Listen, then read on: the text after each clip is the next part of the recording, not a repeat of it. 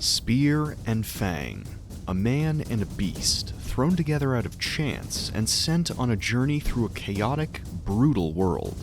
But what does it take to survive the violence around us? And how do we move beyond it, to become something more? To a generation raised on cartoons like Dexter's Laboratory, The Powerpuff Girls, and Samurai Jack, Genndy Tartakovsky is a titan in the world of animation. Like Don Bluth, Chuck Jones, and Max Fleischer before him, Tartakovsky's award-winning works helped shape the animation landscape of his time, putting the fledgling Cartoon Network on the map and elevating the medium through the director's signature approach to visual storytelling. Even with his move into film in the late 2010s, Tartakovsky stayed true to his roots as a traditional animator, bringing the principles of his craft to several features as well as a revival of his series Samurai Jack. But in 2019, the animator would make his return to television, with the goal of creating a series unlike anything in the growing adult animation market. Tartakovsky would achieve all that and more through a little series called... Following a caveman and a dinosaur as they trek through an ancient world, Primal is a celebration of the animated medium and humankind itself, showing how under all the savagery of the world, there's plenty of beauty to it too.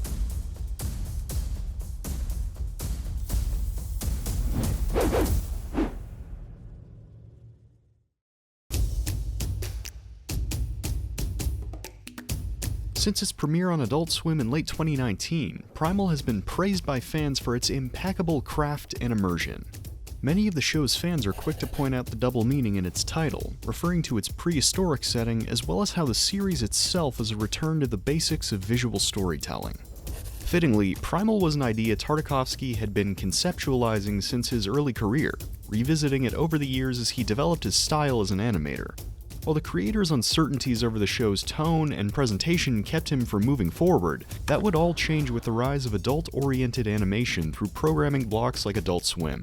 Originally a showcase for the Hanna-Barbera library of cartoons, Adult Swim's head programmer Mike Lazzo steadily pushed the block into more experimental territory, using shows like Harvey Birdman, C-Lab 2020, and the Venture Brothers to make the block into a haven for new kinds of animation. Having launched his revival of Samurai Jack through Adult Swim, Tartakovsky saw an opportunity to craft something both thrilling and experimental, a show that could excite with its action while stretching the bounds of the animated medium. I wanted to do something different, especially after doing the last season of Samurai Jack and doing something more adult. I really enjoyed it, muses the animator. There's things that we have to do for family audiences that are sometimes limiting. Because the last season of Jack was received so well and everybody talks about the visual sequences, it came into my mind. Could I actually just do those sequences? Can I tell a story that way and make a series like that? At the same time, I'd been playing around with this boy riding a little dinosaur idea that I had for a long time.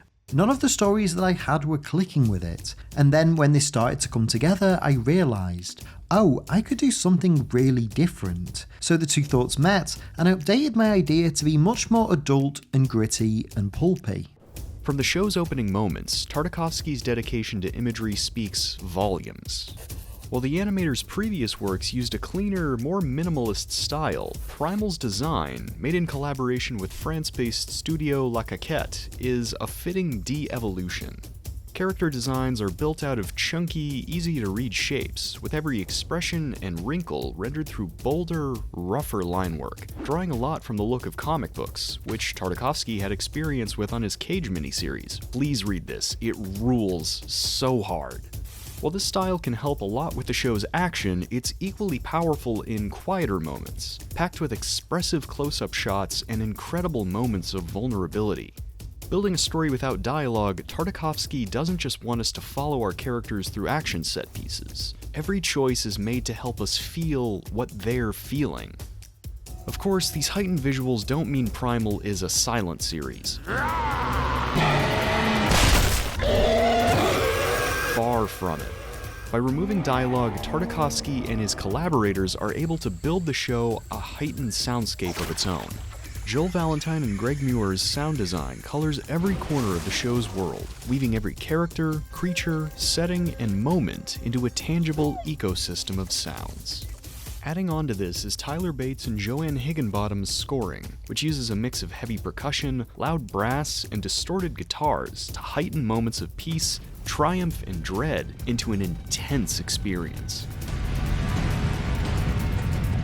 Primal's visuals and sound design are incredible spectacles on their own, but it's Tartakovsky's direction that ties this intricate world together. The animator is known for his uncanny ability to build suspense, lingering on deafening silences that launch into bombastic action. You can see this approach in everything from Dexter's Lab to his Clone Wars microseries, but Tartakovsky's direction feels right at home in Primal, enhancing the atmosphere of this scenic, deadly world. The big shift for this show was with my timing, states Tartakovsky. It's very purposeful, and I want to open it up to let it breathe, to give room for the music to do its part and the effects. All of it then sucks the audience in so you get lost in what you're watching, and you start to think what the characters are thinking. Live action has the advantage that you can just point a camera at a good actor and they'll take you through it. With animation, we have to draw that, so you have to have patience. And I see the beginnings of me trying to do it in the early days of Samurai Jack, but now this is a completely different level.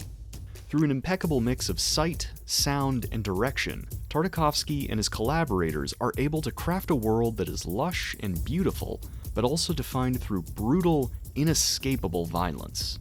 The struggle between these two elements becomes the beating heart of the series, examining what we have to endure to survive the savagery of this ancient world.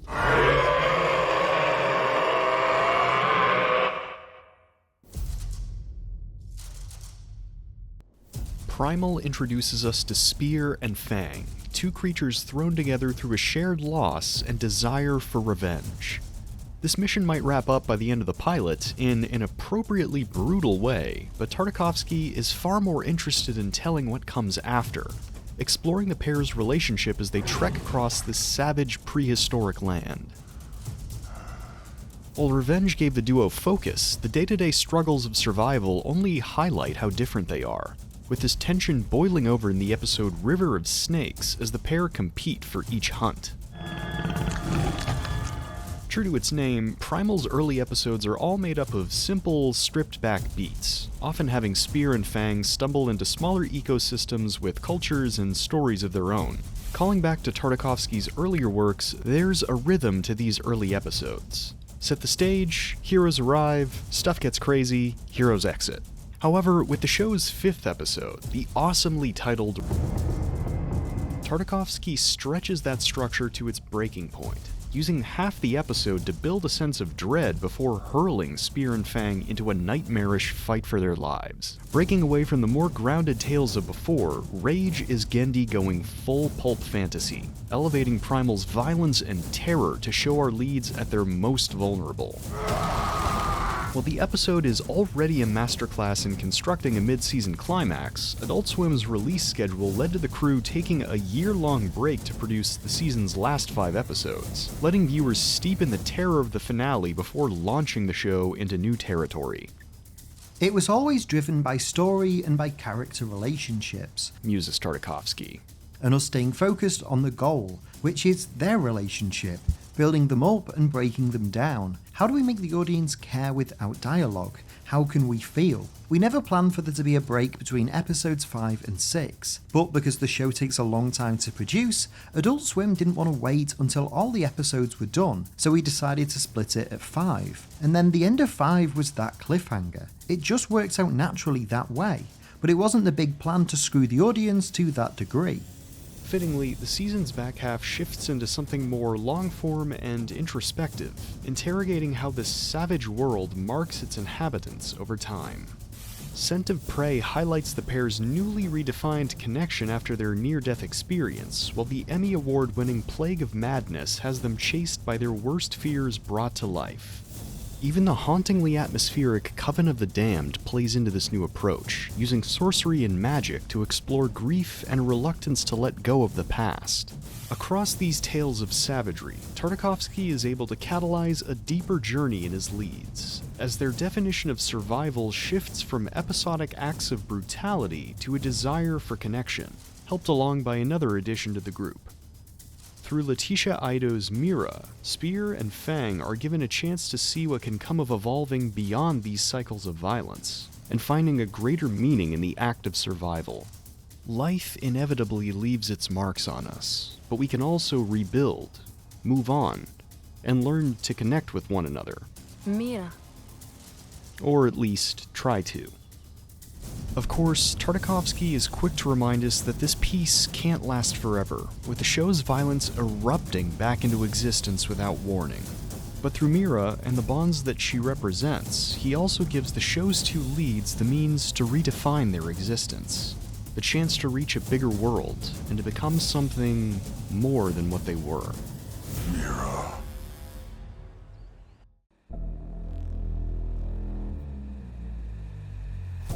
If Primal's first season explores what it takes to survive in a violent world, its second 10 episodes, released between July and September of 2022, are a reflection on everything that came before, while taking its leads and its viewers into a bigger, stranger world.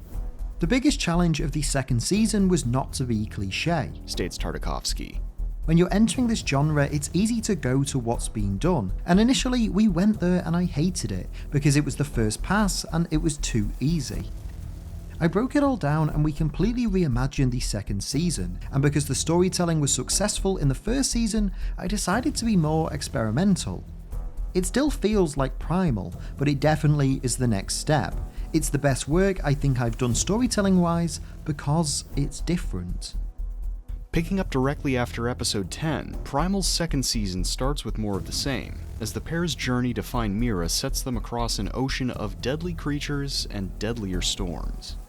However, this quickly changes when Tartakovsky separates the duo, with Fang washing up on a beach where she meets, befriends, and mates with another T-Rex, and Spear waking up in a settlement of Celtic warriors. In sharp contrast to the tighter, simpler stories of before, the pair's division sets up a more nuanced arc across the season, highlighting each character's place as outsiders in a world that's rapidly evolving beyond them. This new approach is topped off expertly with the show's use of languages like Arabic, Irish, and Old Norse, all left untranslated to heighten the disconnect between the show's leads and the more advanced tribes of man. As a theme for this season, it's Spear thinking about his identity and where his place is as a Neanderthal introduced to more advanced cultures, muses the animator. There's factual evidence that man at different evolutions lived together, and so the idea that Vikings came upon the Wendigo and that was some kind of form of Neanderthal man was amazing. I think this is that world. It's not a lost world, but it evolves at different times. It's this friction between what is and what could be that Tartakovsky makes the focus of the second season, contrasting the pair's desire to build their own community against the brutality that seems inherent to who they are, something that's seemingly been passed on to the inhabitants of this new world. The show's violence is still very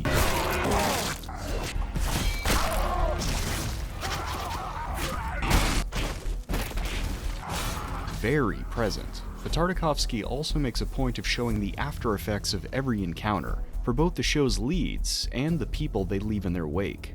Savagery may be a natural part of survival in Primal, but it also takes a heavy toll, dehumanizing us until we're only driven by revenge or self-preservation. So does the show end up tackling these themes in a satisfying way? Kinda. While Tartakovsky had hinted at this commentary across the series as a whole, its execution in Season 2 was seen as a bit of a letdown, not helped by the show's subdued last battle or the awesome but weird tangents of episodes like the Primal Theory. Never did understand these educated types. But even in spite of its uneven pacing, Primal's finale delivers some of the best visual storytelling of the series, giving a striking bookend to its beginnings. The violence of the world can dehumanize us, but it's our ability to look for meaning through one another that lets us finally break these cycles and find a role in a story that's much bigger than we could ever imagine. Primal is far from perfect, but it's still a major landmark for Tartakovsky and adult animation as a whole, with the creator using every episode to push the bounds of the medium and the stories that can be told within it. We've been a kids genre for a long time, states Tartakovsky. For me, I always hated that we used to have just The Simpsons, kind of sitcom style adult animation. I always felt like there could be something more, and now it's really opening up. It always feels good to get recognised for something that not only did we believe in, but we love and put our everything in it. I always believe that if you do something sincerely and with quality, you'll get an audience, and Primal is exactly what I love and what I want to see. While Tartakovsky has hinted that the show could return in an anthology format, Primal's future has been left uncertain since its finale, with the creator shifting focus to Cartoon Network's Unicorn Warriors Eternal series, along with several animated features. Even if this really is the end, Primal remains a celebration of the human spirit and the art that emerges from it. The world can be cruel, chaotic, even brutal, but it's our capacity to evolve beyond that savagery, to find the beauty in life that makes all of us truly human.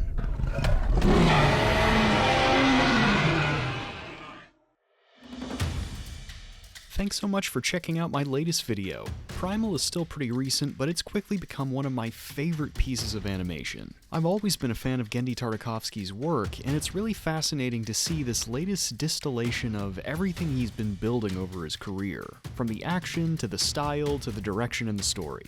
While I don't think it's perfect, it's still an amazing case for what animation can do as a medium, and I can't wait to see what Genndy brings to his next project.